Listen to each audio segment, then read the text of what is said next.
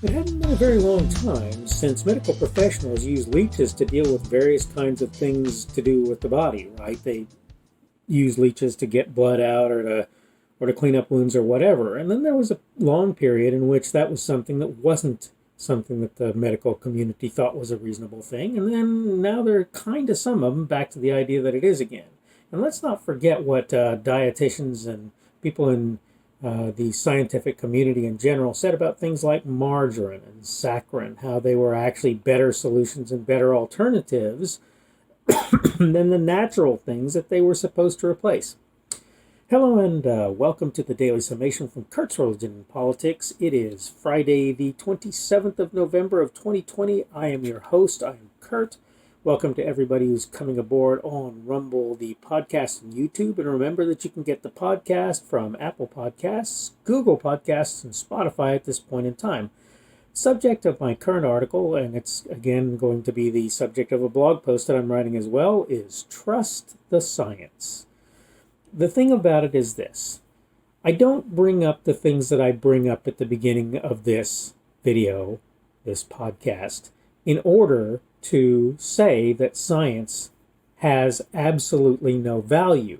I bring these things up in order to say that what science believes to be true about a given thing is going to change over the course of time.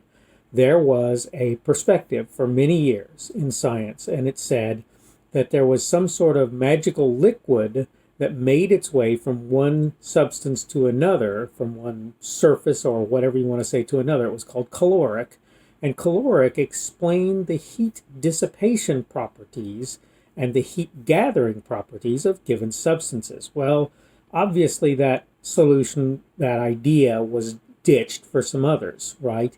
And there have been a good many others, right? Let me give you an interesting idea. You've got this word, atom. An atom is actually made up of two words, not, tom, splittable, cuttable, right? You're not supposed to be able to take apart. Can you split atoms? Yes, you can. People like to say that atoms are the basic building block of matter, right? And that's sort of arguably true. It is. But the reality is, it's not the case, because atoms, as we believe today, and I think that we can sort of prove this using certain kinds of electron microscopes, atoms are actually composed and comprised of smaller particles. And there are other particles that, or even we can't even really necessarily call them particles, right? We call one of them a wavicle, or many people do, and that's the photon, right? Because it's as much a wave as it is a particle, right, as far as anybody can tell. And then there's the proton, the neutron, and the electron, right, which are smaller parts. And then we're talking about things like quarks and various other things, bosons and muons and various other subatomic particles. They're smaller than atomic, which means in reality, though everything is composed of atoms, the atoms are not the basic building block. And the point, again, of all of this, okay, to start with, is science doesn't live in a static world, cannot live in a static world. It must be dynamic in nature in order to improve on what we know about our world, okay? Good scientists are literally trained to be skeptical of the things that are produced, that are said, and so forth. And here's the thing. As scientists get older, they tend to sort of get, quote, set in their ways. And I'm going to tell you that can include me, where I believe that certain things are true, and I'm maybe not willing to concede those things like I probably should at times, right? And that's an important thing. Another interesting thing, an important thing that people forget, as many have said, Rush Limbaugh is prone to say this: science is not a matter of consensus. Science is a matter of people figuring out how to replicate, to duplicate experiments in order to prove that something is true. And to that degree, it's fair to say there's consensus in the process. But science is a matter of peer reviewing what people say with an intent to show not why it's right, but why it's wrong. Because if you can't show why it's wrong, then it's something that's at least semi-believable. But if you work only to prove that it's right, then basically you've got a couple of people doing the exact same thing. I came across a thing. I was working many years ago in one of the local universities and as a lab person, right? And I came across an article in which they were talking about a study that went south, and it was with mice, and they were studying the mitotic process, the process that deals with the splitting of cells, and particularly with regard to ova, right, with egg cells.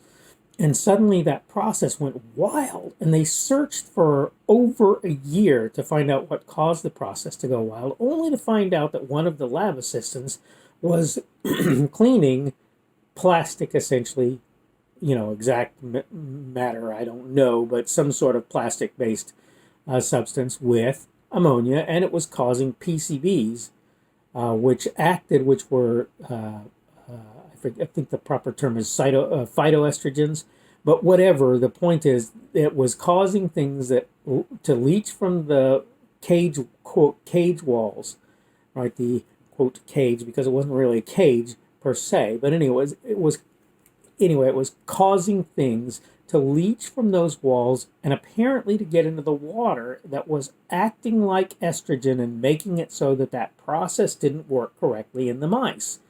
And it took them a year, I think, to figure this out, and took a year out of their study budget to do that. And of course, it helped them to understand some things that I think probably some of it later got used to explain why the idea of using plastic in bottles and so forth really wasn't a great one. But the point is, the scientists just really didn't know, right?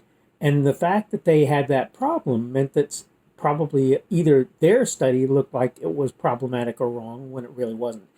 In all of this, what I'm trying to get at is you've got a bunch of people telling you, trust the science, trust the science. Well, my answer is no. Trusting the science is not the way we do things. In some measure, you have to.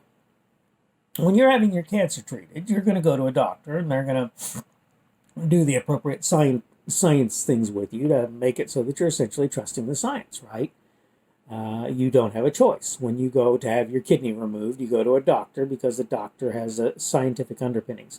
But at the same time, there is a recognition that many times, particularly when it comes to medications and when it comes to disease treatment, that the methodologies in use to treat various diseases, various conditions, various illnesses evolve over time, and the old methods sometimes literally end up killing people. But even in times when that's not the case, they end up making it so that people don't survive something that they would have survived had they been treated differently than they were. And when the science, quote, catches up, then that thing is dealt with better. So the point is the idea of, quote, trusting the science. It's an interesting idea, and I'm not trying to cause a panic here and tell you, like I say, don't go to your doctor or don't take this medication or whatever. What I'm trying to say to you is that you're going to find out in the course of time that this medication caused this condition, and that's why Uncle Joe passed. Okay? You're going to find that sort of thing out. And I'm not saying that the medical community should be held liable or responsible for that, because, look, they're doing their best. I'm not saying that largely what they're doing is not doing their best.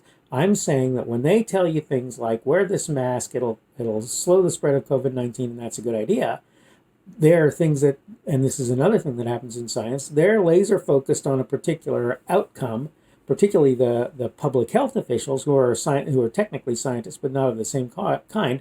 But one of the things that they're not doing is not considering that doesn't mean COVID-19 is just going to magically go away. And that's true for any illness. I'm not just talking about COVID-19 here. The fact is, no illness is just going to magically disappear, right? What happened with the Spanish flu, as I've said before, is it ran the population, and when it had basically nobody else to infect, it either went away or became a less serious or severe form of flu. All right, I am going to wrap it up now.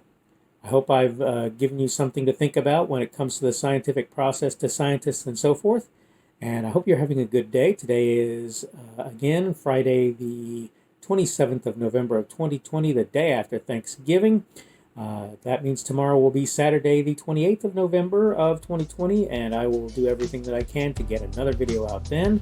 Again, I hope that your day is a good one, and hopefully we will see you again tomorrow.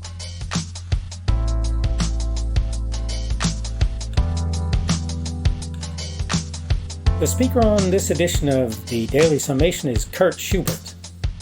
This video is recorded on Friday, the 27th of November, 2020. The Daily Summation is created for Kurt's Religion and Politics. Thanks for checking out this video. Remember that you can like it on YouTube and you can give it a rumble on Rumble if you want to do that. I have channels on both YouTube and Rumble. They are the Kurt's Religion and Politics channels. You can subscribe to either one of those if you want to do so. Remember, if you subscribe on YouTube, you probably want to click the notification bell in order to be notified of new content. If you want to see more from me, you can check me out on my blog. That's blogs.kpschubert.com, blogs.kpschubert.com. You can also see my Facebook page. That is Kurt's Religion and Politics on Facebook. You can check out my Twitter, Parler, and Minds.com accounts. My handle on all three of those is at kpschubert. That's at kpschubert. You can check out my podcast. The podcast is at podcasts.kpschubert.com. That's podcast.kpschubert.com. And finally, you can check me out on Patreon. And if you want to support me, that's probably one of the better places that you can do that. I am Kurt's Religion and Politics there. Thanks again for checking out this video, and hopefully we will see you again tomorrow.